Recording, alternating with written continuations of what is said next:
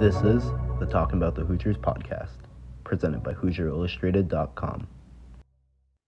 Hello, ladies and gentlemen, and welcome to the Talking About the Hoosiers podcast, presented by HoosierIllustrated.com. I'm joined by Alec Lastly, and I'm Drew Rosenberg, and have a lot to talk about IU basketball.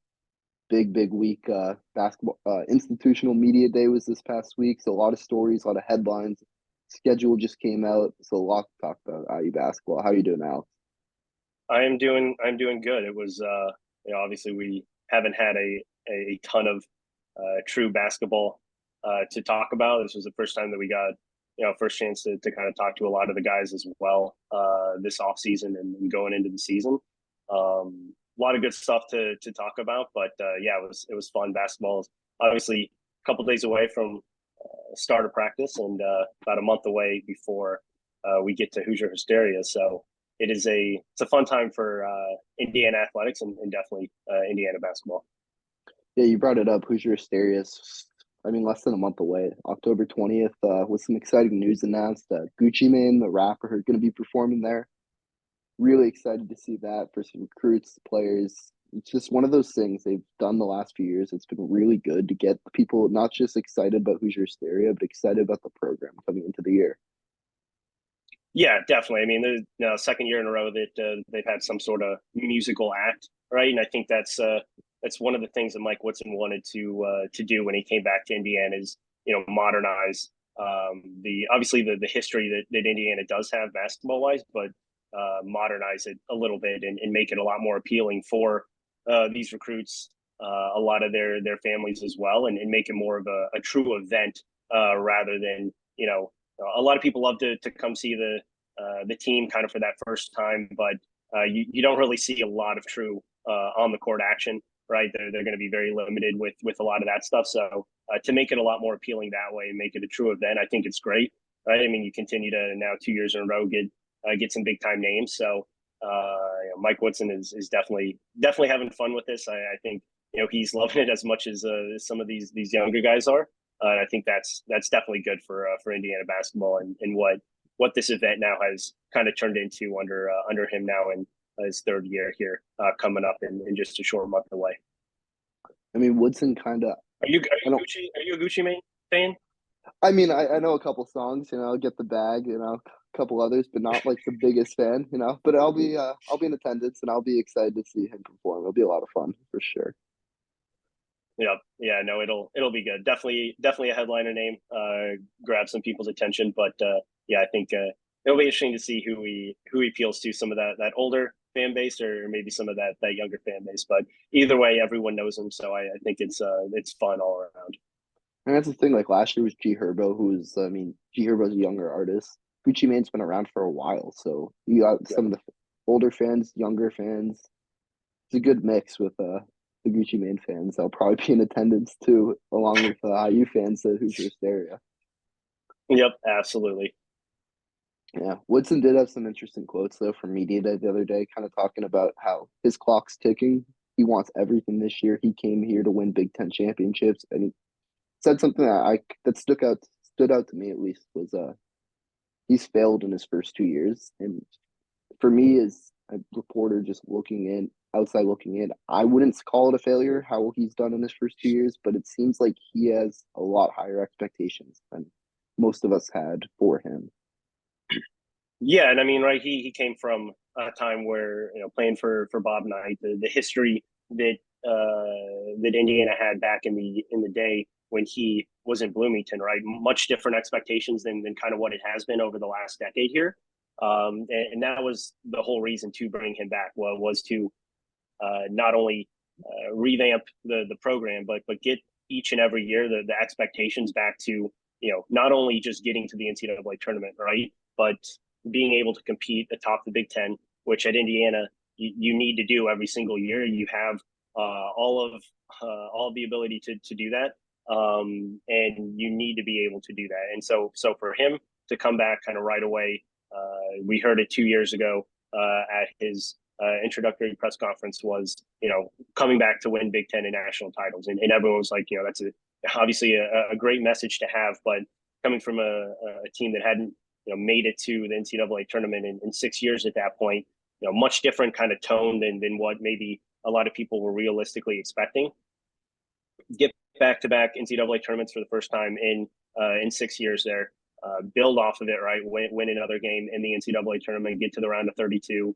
But I think a lot of people felt like last season could have been more, right? I mean, you had an all-time great in Trace Jackson Davis. You had Big Ten Freshman of the Year and Jalen Hood-Schifino. You had a lot of different pieces around you. A lot of people probably wanted to see what that team could have been with Xavier Johnson fully healthy. And right, Mike Woodson talked about that all throughout last year, and even coming in on Wednesday at Media Day too. Just the inability to have him on the floor really did hurt for what the true ceiling for that team could have been. But when whether it was a failure or not, right? I mean, I think from his perspective, because of what he's so used to, probably. But I think that goes back to ingraining what the expectation should be every single year, and that's not settling for just being a mediocre team, right? A middle of the pack Big Ten team, which this program has been for the last decade.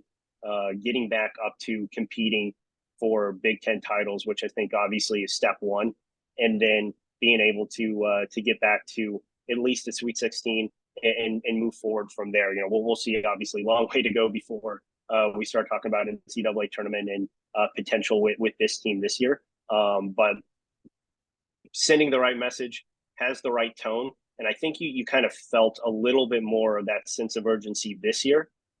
Just knowing that, again, this roster obviously looks quite different this year than it did last year, and looking ahead to next year, you have potential to have a vastly different roster once again. So a lot of question marks around what this team truly can be, and I think he really senses that Indiana needs to win now with this limited window. Obviously, each year being so different with the transfer portal and NIL, and he knows that again he said it, the clock is ticking not only on him but with some of these players and being able to utilize what he's built off of the first 2 years. So big year for Indiana, and I think he senses that, and I think a lot of the players now sense that win now, an urgent kind of message that he's portraying out there. Yeah, I mean, Woodson kind of came in with, he took over an Archie Miller roster, which was not easy, and took that team to the tournament. I mean, he had some additions, Xavier Johnson, who Woodson pretty much said it at his presser on Wednesday, that Xavier Johnson is probably the reason they made the tournament in his first year.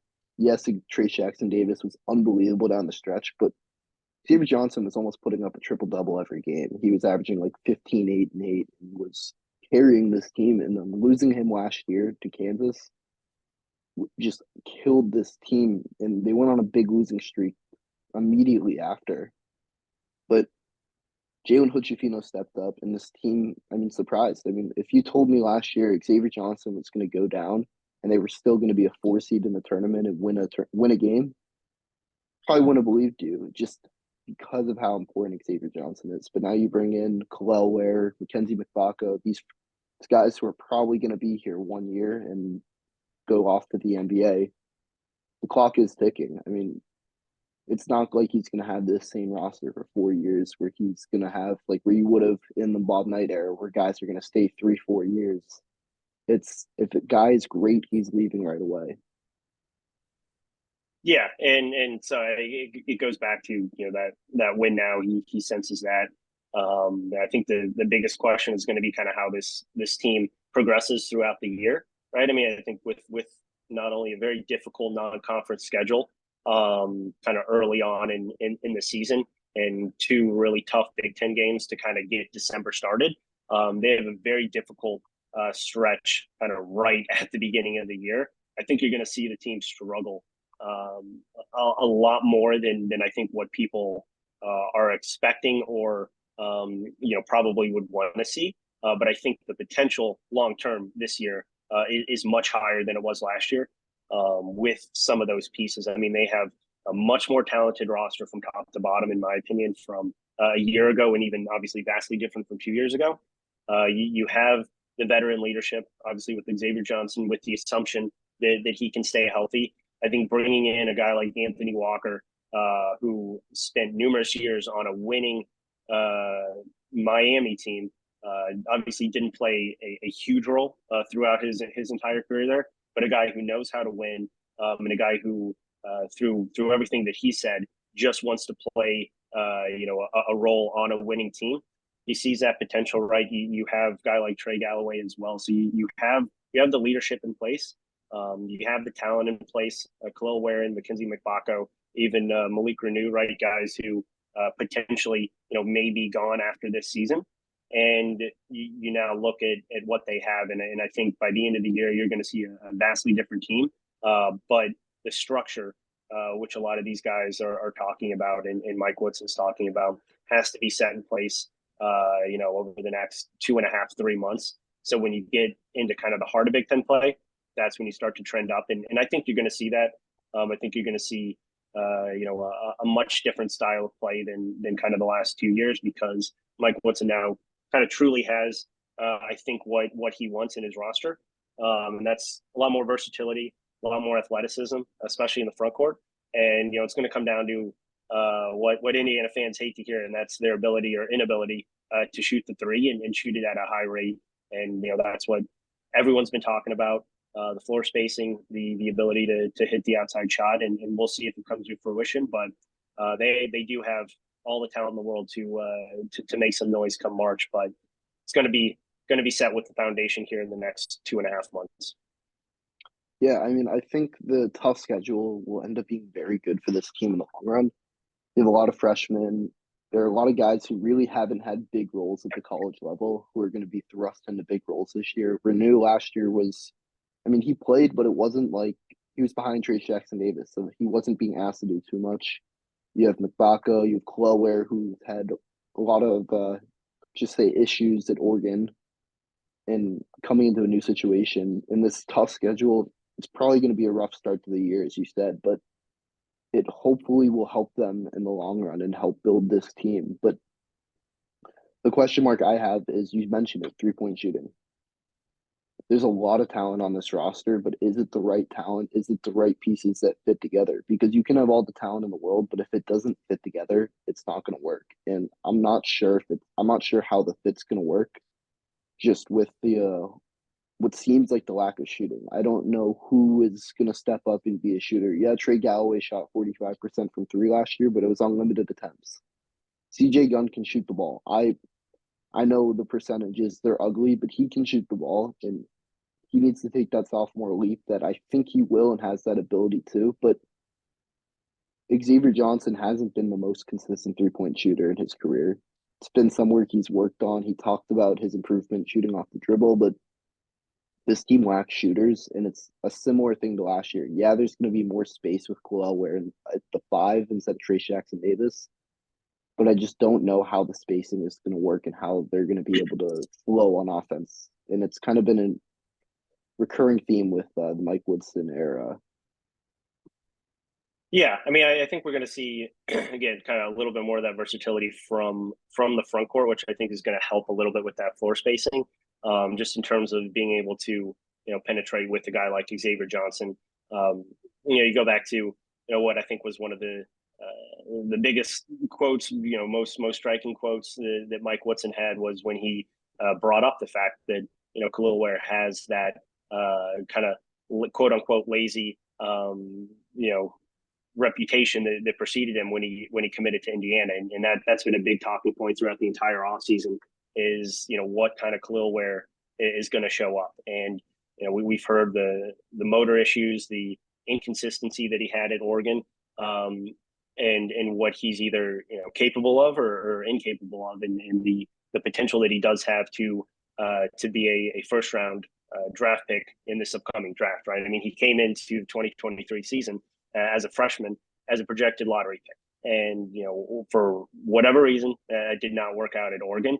But I think having two true playmakers with Trey Galloway and Xavier Johnson is really going to help him expand his game. Guys who are definitely much more of a pass first type of guard as compared to kind of what he really was dealing with at Oregon, which was a little bit more of kind of score first combo guards and not really kind of knowing truly, what that offense was meant to be. We know what this offense is going to be. for the most part. And that's going to be a lot of pick and rolls, a lot of high ball screens, and that's going to open up space, right? I mean, Xavier Johnson talked about it too, the versatility that Kel'el Ware brings. It's vastly different than what Trace Jackson Davis had. And that goes back to, though, is he going to be able to hit the three ball, Kel'el Ware, that is? And if he is, right, I mean, he showed some ability to do that last year. But if he's able to do it just at, a 33% rate, right? I mean, that's going to keep the defense a lot more honest than what anyone at the Indiana front court's been able to do over the last couple of seasons. So that would be a much better potential offensive option than what they've had. So I think it's going to be exciting to see a lot of this untapped potential come together. A lot of question marks around how again Kel'el Ware and Malik Renew and Mackenzie Mgbako will step up.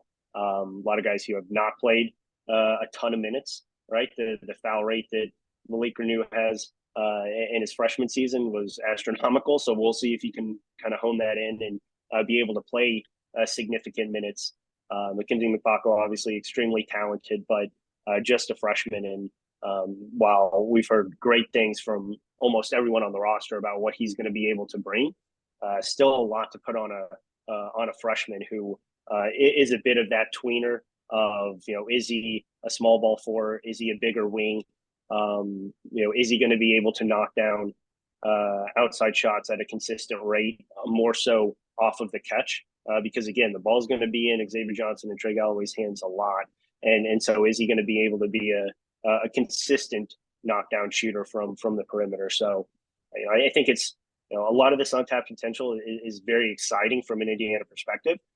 But it also needs to come to fruition and needs to happen by the end of the season, or else, it's going to be a question of, once again, were these the wrong pieces to put together for a pretty important kind of bridge season from ending the Trace Jackson Davis era to going to that 2024 and 2025 season, which is going to be made up absolutely entirely of Mike Woodson players. Yeah, I think you kind of said it. I mean, the floor of this team it's low.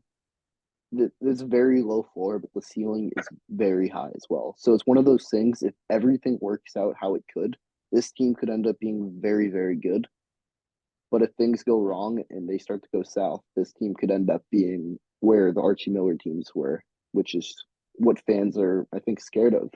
But I think you talked about Renew's foul trouble. I think going against Peyton Sparks in practice, that's an addition that's going to help him a lot. Peyton Sparks, I think, was 16th in the country in fouls drawn per 40 minutes and very, very good at drawing fouls. And just going up against that in practice every single day, it's going to help Renew stay out of foul trouble, because if you're going against one of the best bigs in the country at drawing fouls, you're going to learn how to avoid those dumb fouls that he picked up last year as a freshman. And I think the transformation he's made, his body's going to help as well. Just Renew was not the most mobile player last year, and it kind of seemed like he'd get out of position and then would try to use his arms and hands to try to save himself, and he'd pick up fouls like that. So for him, I think he's done the right things this summer, and he could be in for a big year. But just kind of interested how he's going to play into the Indiana offense, because he's a guy who wants the ball with his back to the basket. That's where he seems to have the most success. And it seems like Woodson's kind of wanting to go more away from that. He wants to run the pick and roll. He wants to run it with Xavier Johnson and Kel'el Ware, which I'm super excited to see how that duo is going to kind of form, with Kel'el Ware's ability to dive to the rim, but also spot up and pick and pop for threes. So it's a lot to be excited about, but a lot to also wonder, how is this all going to fit together? And it's going to ultimately decide how this season plays out. Yeah, and I think it was interesting to hear Kel'el Ware talk. He answered a pretty pointed question by you, which was, where do you think you're going to impact the game more, offensively or defensively? And after thinking about it, he said defensively was where he thinks he's going to have the bigger impact. Obviously, extremely long, athletic, the versatile defender, tremendous shot blocker, and that's, when you look at this Indiana defense, which I think is going to have bigger question marks than potentially what the offense is going to have, is you lose Trey Jackson-Davis, one of the most versatile shot blockers in the entire country throughout his entire Indiana tenure. And while Indiana did have a good ability to guard on the perimeter, that was where their weakness was, and their inconsistencies were throughout the first 2 years under Mike Woodson. And you were saved a lot by the shot blocking ability of Trayce Jackson-Davis. Without him in the back now, you have a huge gaping hole of, is Kel'el Ware going to be that guy that's going to be able to step in, be that rim protector, and be someone who can mask some of those deficiencies that, some of these wings have had, right? I mean, CJ Gunn obviously showed that he has, some ability to be a potential, really strong defender. Xavier Johnson has proven that he can be a really good defender. Trey Galloway has proven that.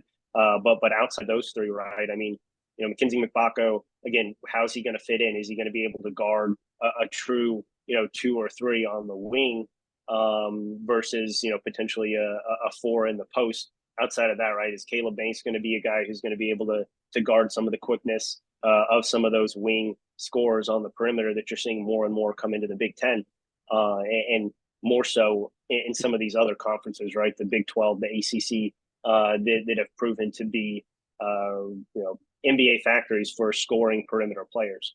And, if you look at what Indiana has had over the past couple of years, it's been that ability to protect the rim. Now you don't have that. So I think that that ability to understand where he's needed most, I think was something that really stood out to me when talking to Kel'el Ware. And that was something that I think really is going to be extremely important to watch as the season goes on, if he's able to step into that role. Yeah, I mean, he showed it at Oregon. I think he averaged almost 1.5 blocks per game, and that was in very limited minutes. He has the ability, he has the talent to block shots, but it's just getting that commitment consistently on the defensive end. Because the thing, that side of the ball, it's not always about who is the longest, who's the most athletic, who can make the plays. It's who's committed. And Trayce Jackson-Davis was such a committed defender that it made up for some of the things he lacked, where he lacked some of the height that some of the other best shot blockers in the country have. But he was always so committed to altering shots. And even if he wasn't blocking your shot at the rim, he was still altering it enough to make it a tough shot. And that's just what you're going to need from Kel'el Ware this season at the back end of the defense. Yep, absolutely. And I think with that, let's kind of, go into some of the thoughts about the schedule, right? I mean, we finally got the official schedule that came out earlier in the week with the full release of kind of what the Big Ten slate's going to look like. We already knew what the non-conference was. So we have the full schedule now up in place for this season. Kind of what are your initial thoughts? Kind of takeaways of what the schedule looks like, Big Ten wise, non-conference wise. Just what are you thinking about this season? It's tough, but the one thing I was really surprised how late this season ends. March 10th is senior night versus Michigan State. I can't recall a later last game of the season for Indiana. For last home game. latest since the 18-19 season. Okay, yeah. So I mean, yeah, that was a little surprising. I mean, seeing the Big Ten tournament running from March 13th to 17th. I mean, that's late. That means March Madness is more likely going to be more April Madness this year. Yep. I think that's that's the biggest thing, right? When you talk about what this team, potentially wants to get, it's a double bye, right? In the Big Ten tournament. If they're not able to get that, right, could be this year, right? And maybe potentially a good thing to continue to play. But at the end of the day, you want enough rest there from the last game of the season to when the Big Ten tournament starts, because there's not going to be a lot of off time between that final game at Assembly Hall and throughout the rest of the season. So yeah, I mean, that's a good point by you for bringing that up about late finish time and kind of what that potentially means at the end of the year there. Yeah, I also think not traveling to Breslin to play Michigan State, that's another note I kind of saw. I mean, that's one of the toughest places to play in the Big Ten. They're also projected to be very, very good this year with a lot of talent returning and incoming. So you only get to see Michigan State the final game of the season in Bloomington. It'll be really interesting to see how they match up heading into the Big Ten tournament and into hopefully the NCAA tournament.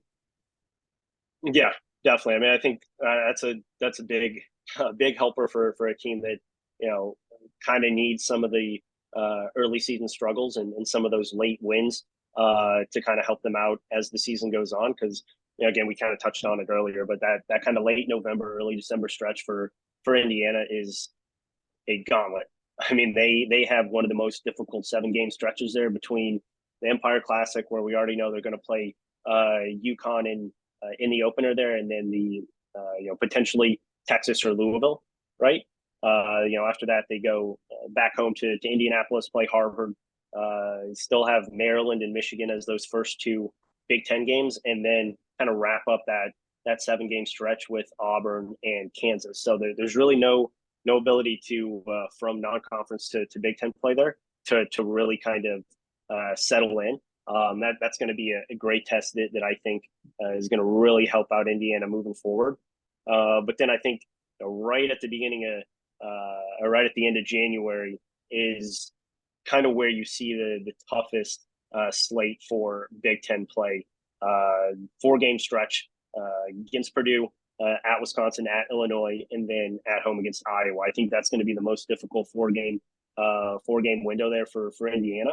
The good thing is those are spaced out a little bit more. You have kind of a 2-week stretch from the first 2 games there of Purdue, Wisconsin before you go at Illinois. So a time to kind of reset if potentially those first 2 games don't go, kind of according to plan. And then the one other thing that I think is going to be critical for Indiana is kind of the middle of February, when this team, I think, is going to start kind of hitting their stride. But from February 18th to the 27th, they have home games against Northwestern, Nebraska, and Wisconsin, and then 1 away game against Penn State. Right? I mean, if you look at that kind of group of 4, to have home games against Northwestern, Wisconsin at that time of the season, right? A Nebraska team that we'll see what they're going to be like. I think they're one of the bigger question marks of the Big Ten.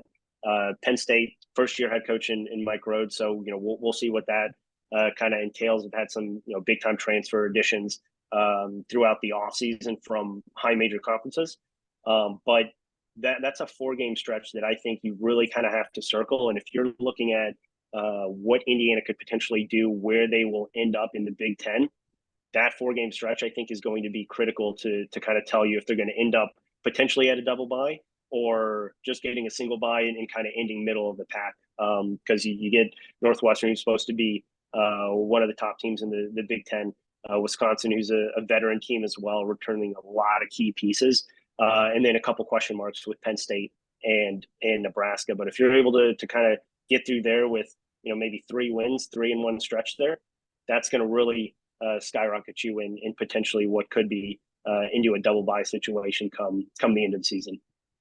Yeah, I mean, it's kind of reminds me of a stretch Indiana had last year after went down. Xavier Johnson went down against Kansas, and then you had 2 non-conference games, which were pretty much they took care of business. But then you had Iowa, Northwestern, Penn State, and you lost all 3 games.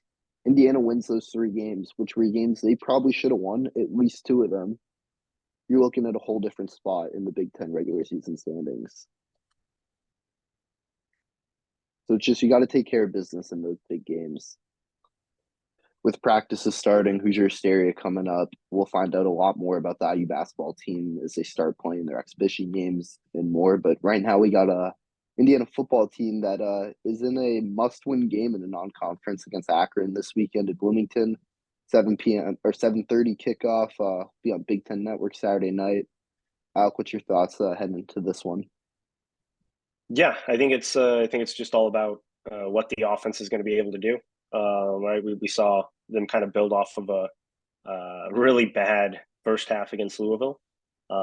Get some confidence, get some rhythm, especially with Taven Jackson there showing a lot of confidence towards the end of that game. Biggest thing for me, we got to see what Walt Bell is kind of made of with this offense, right? I mean, he's kind of I think underperformed through the first 3 weeks with the consistency and with the playmakers that this team does have. So I want to see what what the offense looks like from start to finish, and I think a big thing is just overall what the team looks like from start to finish. Tom Allen talked a lot this week about full 60 minutes of execution and being able to do it from the opening kick to the final second there. So I think just put together a full game, right?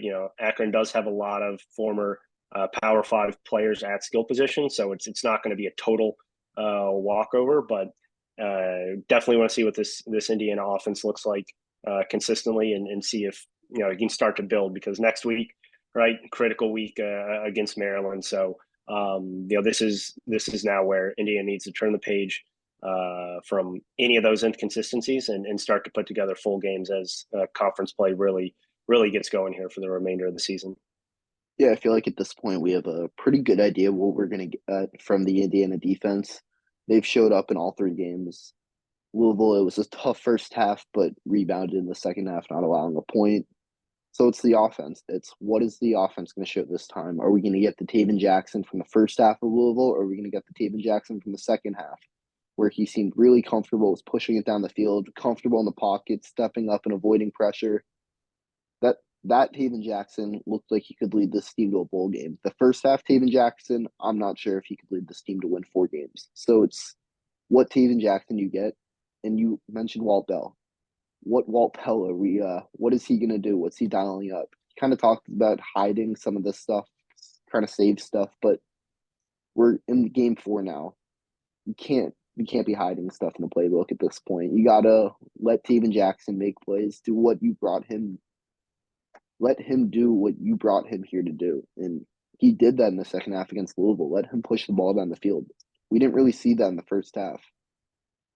So I'll be curious to see how much they push it down the field and let the playmakers, EJ Williams, Cam Camper, some of these other guys make plays.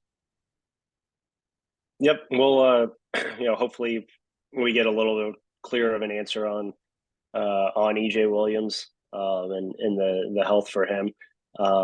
They need him back. Obviously, Cam Camper looked fully healthy last week, so I think that's going to be critical. Keith Carter, another guy that they brought in, and a really explosive playmaker who I think only has 3 catches on the season here. We saw what Jalen Lucas did at the wide receiver position there as a pass catcher. So I think that box you can kind of cross off and check that they finally now know how to use Jalen Lucas in this offense, but got a ton of other playmakers have to be able to utilize that. The running game has to get better. Still a lot of things that Walt Bell needs to improve on, and he needs to redeem himself from last week. That's for sure. Yeah, I mean, spread in this game, I think it's moving down, but it was 7. I think it's still 17. It's kind of gone back and forth between 17, 16, 16 and a half. This is a game Indiana has to win. It shouldn't be a close game. Akron is not a good football team.